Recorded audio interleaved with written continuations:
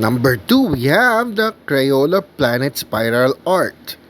Halos same lang to nung number 1, pero syempre iba rin yung design. Pasok na pasok to dun sa theme na Crayola Planet, no? Dahil planet to, literal. Check natin kung anong mga toys ang kasama at kung anong design naman ang magagawa natin dito. So let's go. Ito na yung box niya, no? Rarely maglabas si McDonald's sa ganito na art-inspired. Talaga mag-i-enjoy yung mga chikitings dito. So open na natin siya. Ano ba mga laman nito? Labas na natin lahat. Konting tak-tak. Ayun ang crayon natin, no? Wala nang laman. First up, we have the stickers. Uy, mga alien parts to.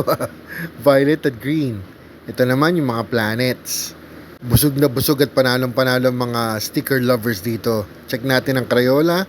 Color blue naman yung pencil natin. At check naman natin ang ating spiral art. Ito yung book, no? Gumawa na tayo niyan. Yan. Ang ganda ng design natin, no?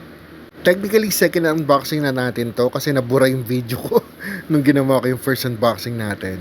So, ito yung planet, no? At ayun ang gears. Isang blue at isang red. So, dalawang gear natin. So, tara, i-demo ko kung paano gagawin dito. So, sa malinis na papel, ilagay nyo yung gear. Yan, isakto natin.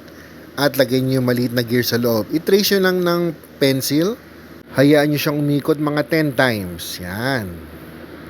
Pwedeng mas marami, pwedeng mas konti. Depende sa inyo. At try natin yung ibang gear. Ibang design naman ang lalabas dito. Tingnan nyo.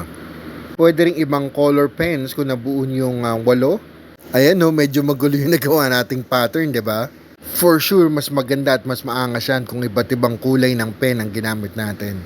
But in any case, panalo pa rin to. Ito ang Crayola Planet Spiral Art. Ano kaya yung design na mabubuo mo?